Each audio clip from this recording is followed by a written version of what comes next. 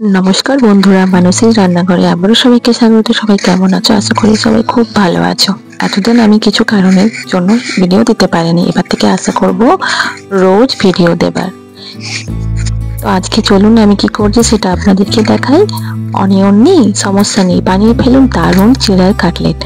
चिड़े दिए बानिয়ে নিন একদম ছটপট ক্রিস্পি আর সুস্বাদু চিড়ের কাটলেট। বিকেলের নাস্তা, হালকা খেতে কিংবা বাচ্চাদের টিফিন সবার জন্য পারফেক্ট। কম উপকরণে কম সময়ে তৈরি হয় এই মজাদার স্ন্যাক্স একবার ট্রাই করলে বারবার বানাতে ইচ্ছে করবে। এখানে আমি চিড়ের কাটলেট বানাবার জন্য নিয়েছি চিড়ে, আলু সেদ্ধ, কাঁচা লঙ্কা, আদা, ধনেপাতা, নুন, পাও ভাজি মশলা, লাল লঙ্কার গুঁড়ো, হলুদ, সুজি আর বা ব্রেড কামও নিতে পারেন, আর একটু ম্যাগি নিয়েছি, আর ভাজার জন্য সাদা তেল। এখানে আমি ম্যাগিটা চাপিয়ে দিয়েছি সেদ্ধ হওয়ার জন্য, যাকে সেদ্ধ হবে। তারপর আমি এখানে চিড়াটাকেও জল দিয়ে ভিজতে দেবো 2 থেকে 3 মিনিট। আর এখানে একটা মিক্সির বাউলে আমি নিয়ে নিয়েছি ধনেপাতা, কাঁচা লঙ্কা আর আদা। এটাকে আমি পেস্ট করে নেব। তা করতে আমার চিড়েটা ভেজা হয়ে গেছে।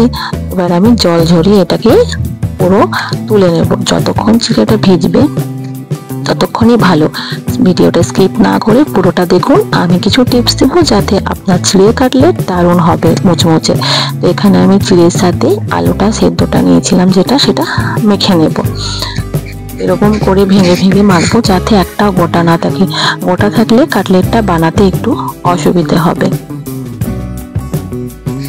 তো এখানে আমি চিড়ের সাথে আলুটাকে ভালো করে মেখে নেব। তারপর এর সাথে যা যা উপকরণ লাগবে সব আমি এক এক করে দিতে থাকবো। এখানে সুজি দিলাম 2 চামচের মতো।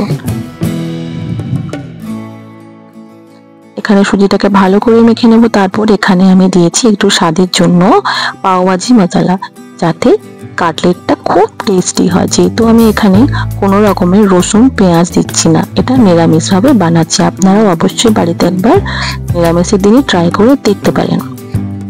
আর দিলাম এখানে কর্নফ্লাওয়ার দিলে একটু মোচমোচে হবে, তার জন্য এটা কর্নফ্লাওয়ার আমি এখানে অ্যাড করেছি। এবার সব উপকরণগুলো খুব ভালোভাবে আমি মেখে নেব।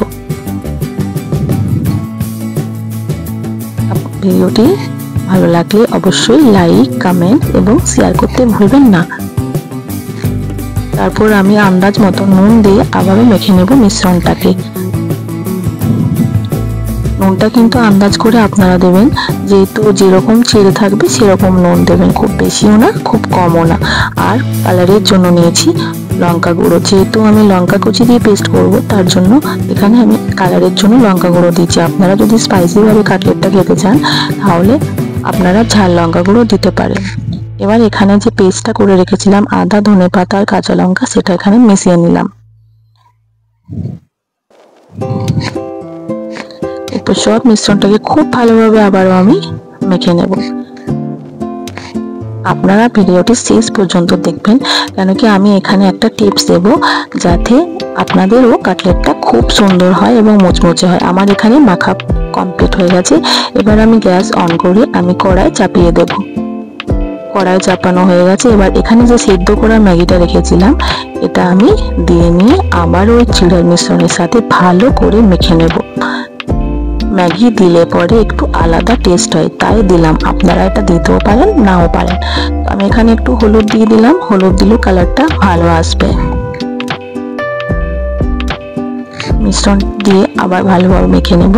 এবার আমি কড়াই গরম হয়ে গেছে, এবার আমি তেল দিয়ে দেবো ভাজার জন্য। তেল দেওয়ার পর হাই আঁচ করে দেবেন, তাহলে তেলটা গরম হয়ে যাবে। তারপর যখন গরম হয়ে যাবে একদম মিডিয়াম করে দেবেন। এরপর আমি এখানে ভালো করে মেখে কাটলেটের মতন শেপ দিয়েছি। আপনারা চাইলে আপনাদের পছন্দ মতন এখানে শেপ দিতে পারবেন। আমি এখানে তেল গরম হয়ে গেছে। এবার মিডিয়াম আঁচ করে আমি এখানে 4 থেকে 5টার মতন করে আমি এখানে এগুলো দিয়ে দেব এবং হালকা ব্রাউন কালার যখন হবে তখন এটাকে তুলে নেব। তো 2 পিঠ ভালোভাবে ফ্রাই করতে হবে। আমি 1 পিঠ ফ্রাই করার পর ওগুলো পাল্টে দিলাম। এখানে একটা টিপস দেবো, যেটা বলেছিলাম চিড়ে একদম খুব ভালোভাবে 2 থেকে 5 মিনিটের মতো নরম করে ভিজিয়ে রাখবেন, তাহলে আলুর সাথে খুব ভালোভাবে মিশে যাবে এবং এটা বানাতেও খুব ভালো হবে। আর সুজি কিংবা ব্রেড ক্রাম্ব দেবেন বাইন্ডিং এর জন্য, ভালোভাবে বাইন্ডিং হয়ে যাবে, কাটলেটটা ভাঙবে না। তো আপনারা এই টিপসটা অবশ্যই ফলো করবেন। এরপর দেখুন আমার এখানে এগুলো খুব সুন্দর কালার হয়ে গেছে। এবার আমি এগুলো একটা অন্য পাত্রে তুলে নেব। দেখুন কত সুন্দর আমার কাটলেটটা আছে, একটুও ভাঙেনি। আপনারাও এই টিপস ফলো করবেন, আপনাদেরও ভাঙবে না। আবার আমি আরো যে কাটলেট বানানো আছে সেগুলো আবারও আমি তেলে দিয়ে দিলাম, আর সেম প্রসেসে ওইগুলো ভালো করে কালার হবে, সোনালী কালার, ওইগুলো আবার তুলে দেব। এই দেখুন বন্ধুরা, আবারও আমার এটা হয়ে গেছে। এবার আমি তুলে দেব এবং গরম গরম পরিবেশন করব টমেটো সস আর গ্রিন চাটনির সাথে। তো বন্ধুরা কত সহজ, তাই না? ট্রাই করে দেখুন আর বলুন কেমন হলো আমার এই চিড়ের কাটলেট। লাইক, শেয়ার, সাবস্ক্রাইব করতে কিন্তু ভুলবেন না। আজকের মতন এখানেই শেষ। ভালো থাকুন, সুস্থ থাকুন, আর আমার চ্যানেল সাবস্ক্রাইব করে থাকুন, যাতে নতুন নতুন রেসিপি যখনই আমি দেব নোটিফিকেশন অন হয়ে যাবে। ডেসক্রিপশন বক্সে সব লেখা আছে, আপনারা অবশ্যই ট্রাই করবেন।